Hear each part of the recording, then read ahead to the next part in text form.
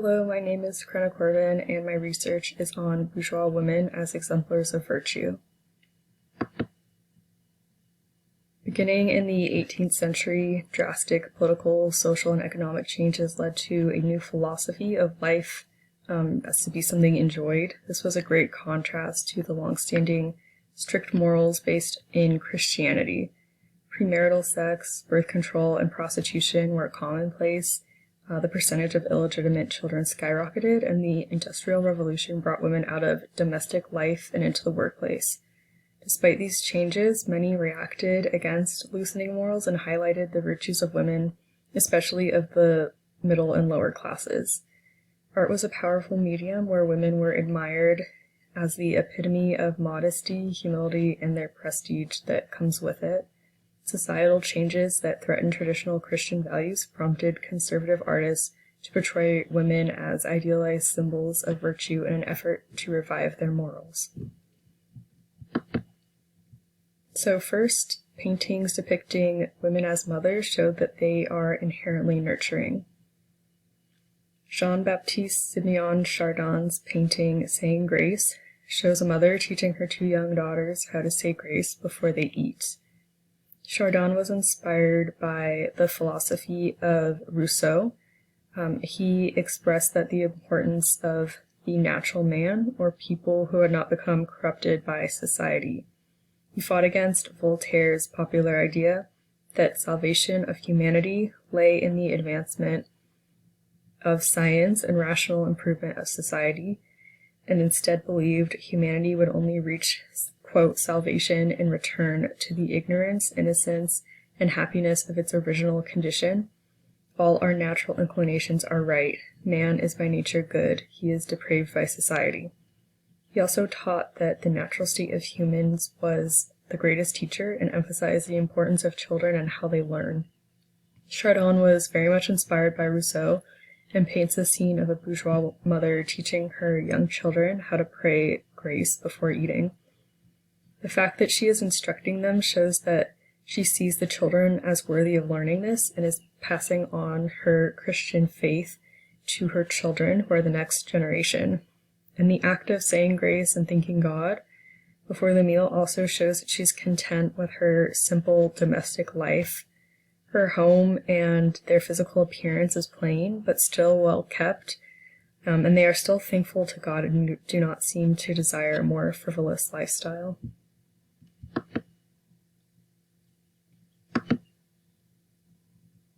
After the Industrial Revolution in the late 19th and early 20th centuries, daily life dramatically changed as major cities started to rapidly develop.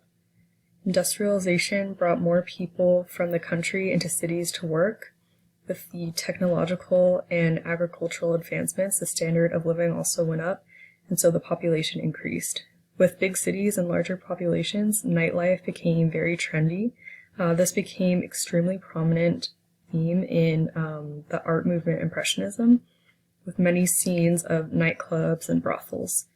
As a reaction against this lifestyle, paintings of women nurturing their children became very popular as well, and were even more effective when painted by women themselves.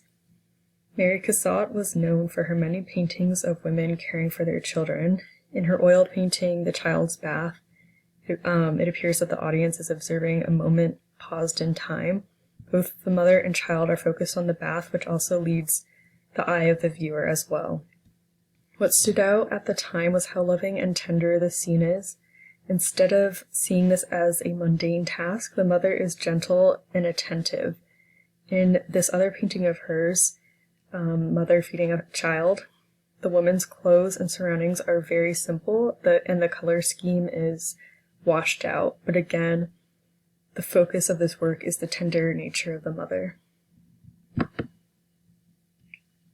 The interwar period after World War I and before World War II was filled with anxiety after people having witnessed the horrific war with the death of approximately 40 million people. Radical new ways of thinking had emerged.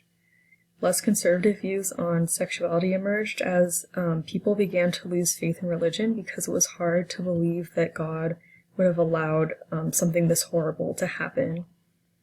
Artists also rejected the classical rules of art and showed abstract, surreal scenes.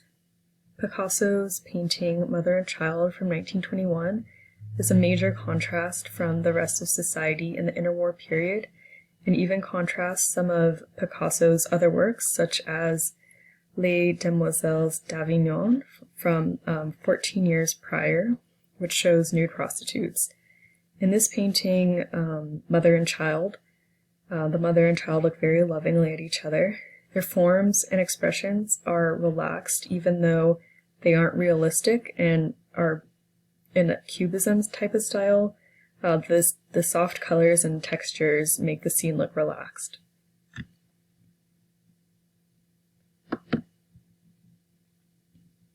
Secondly, scenes of women working and performing domestic chores showed them as respectable hard workers. This painting, Women Working on a Pillow, by Cerruti, was painted in 1710. It's similar to Chardin's Saying Grace because this painting shows the women teaching their young daughters how to sew, but this predates Chardin's painting by 30 years, before the Enlightenment had even been popular in Europe.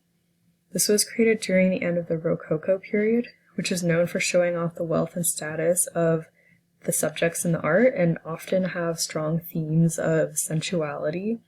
But these women are modestly dressed, they're focused on their work, and they're not really drawing attention to themselves.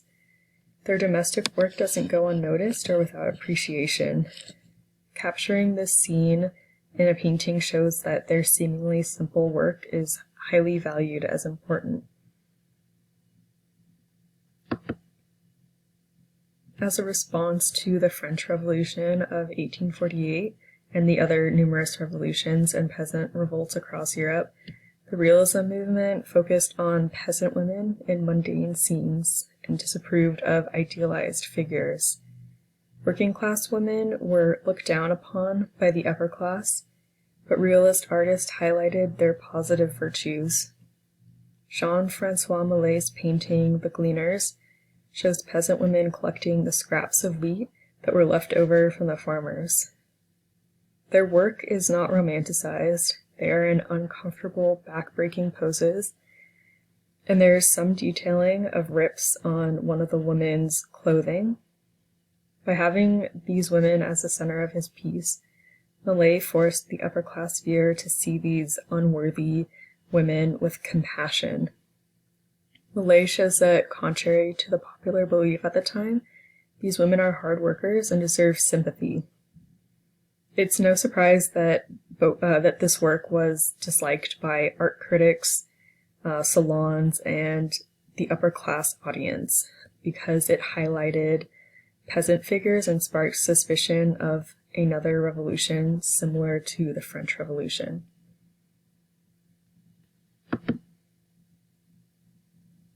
During World War II, 350,000 women volunteered for military service, and nearly 4 million stepped into civilian jobs across Europe. Most women enjoyed their newfound freedom and life outside of domestic work, but after the war ended, women were expected to return to their domestic work. The British painter George van Houten, painting Three Women Doing Laundry from 1951, shows women doing domestic work, and they appear happy to be doing it, as if they had never even entered into the workforce.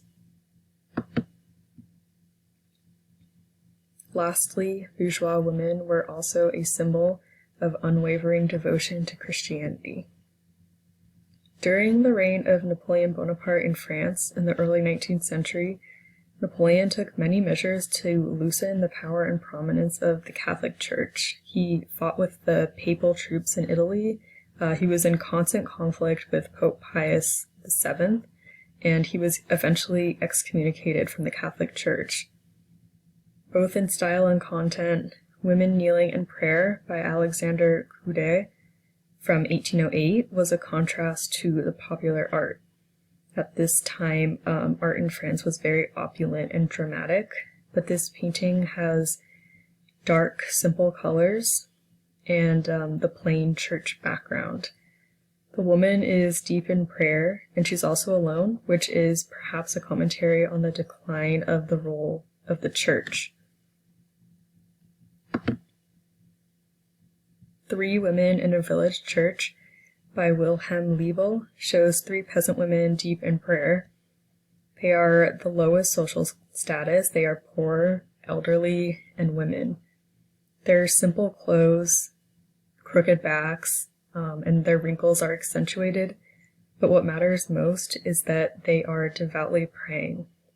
They are more focused on their faith than on their condition, and this work, similar to the Gleaners, was also disliked by the art critics and salons because, again, these figures being highlighted in this work made the audience worry that it would cause another peasant revolt. The photograph Blessed Art Thou Among Women by Gertrude Käsbeyer from 1899 brings a modern take on Mary, the mother of Jesus. The title comes from the prayer, the Hail Mary, and the painting in the background of the photograph is of the Annunciation, which is the event in the Bible when the Archangel Gabriel visited Mary and announced to her that she would conceive Jesus. In Christianity, Mary is considered to be perfect and sinless and an example to all women. This was created during a time of increased secularization and the rise of atheism. And what was especially rare about this photograph was that Protestantism was the largest form of Christianity in Germany, but this artist, that's where the artist is from, but the Virgin Mary and Hail Mary prayer have a much larger emphasis on Catholicism, which was not as popular in Germany. European society has moved away from the conservative ideology, but nevertheless artists have used their platform as a way to express the importance of these traditional values. Bourgeois women were used as the example of the importance of virtue and were praised for their devout faith, roles as mothers, and dedication to work, covering all aspects of daily life. Thank you.